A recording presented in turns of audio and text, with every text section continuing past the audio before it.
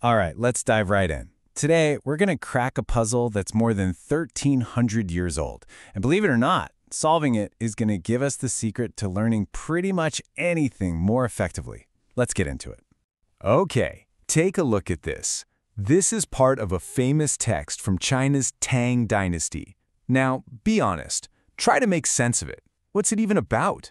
Can you tell where one thought ends and the next one begins? It's just a wall of words, isn't it? If you're feeling a little lost right now, well, you're not alone. That's kind of the point. But the real question here isn't just what it says, it's why it feels so impossible to get through.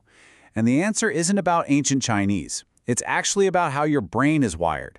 I want you to think of your brain's active memory, the part you're using right now, as a tiny little workbench. It's basically your mental RAM. You can only juggle a few items on it at a time before things start getting messy and, falling onto the floor. Now, that feeling of strain on your mental workbench, it has a name. It's called cognitive load. It's the total amount of brain power you're using at any one moment. And when a task, like trying to decipher that ancient text, forces you to juggle too many things, your workbench just gets overloaded. And when that happens, learning stops, dead in its tracks. But here's the thing. Not all cognitive load is bad. Psychologists tell us there are three types. You've got intrinsic load, which is just how hard the subject is. Can't do much about that. Then there's germane load, that's the good stuff, the effort your brain uses to actually build memories and understanding. But that one in the middle, extraneous load, that's Argillin. It's all the pointless mental energy you waste because of bad, confusing, or cluttered presentation. And that right there is the key insight. The problem wasn't the information in that text. The author, an emperor no less, wasn't trying to be confusing. The problem was how it was presented. That solid block of text was creating a huge amount of that bad, extraneous load, completely overwhelming our little mental workbenches. So that leads us to the big question, right? How do we get rid of all that useless mental clutter? How do we design information so that it works with our brains, instead of fighting against them? Well, luckily, our brains already have a built-in process for this. Some researchers call it the SOIL framework, which is pretty handy. First, we select the important bits of information. Then, we try to organize it all in a way that makes sense. After that, we integrate it with stuff we already know.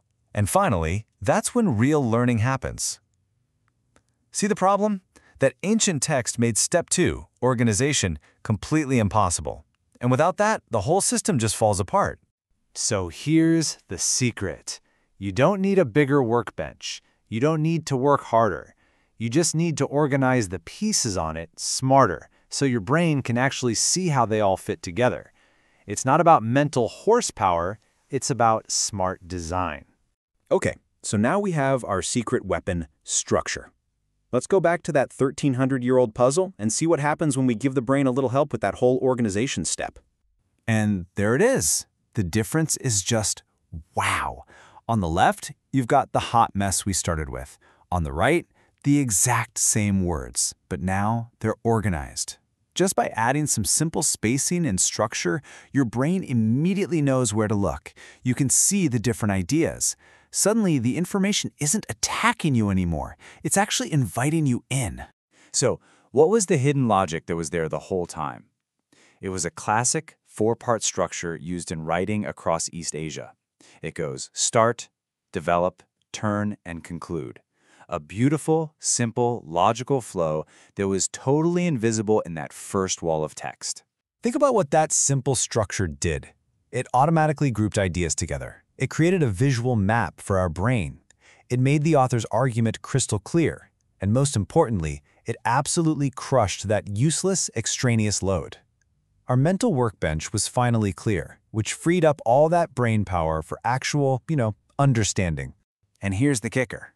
The emperor who wrote this actually talked about this very concept in the text itself.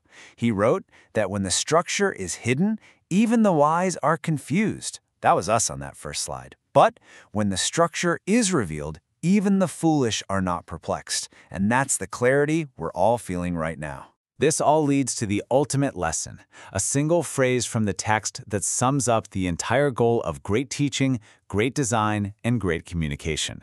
4 little words, Xing Chan Ke Zheng.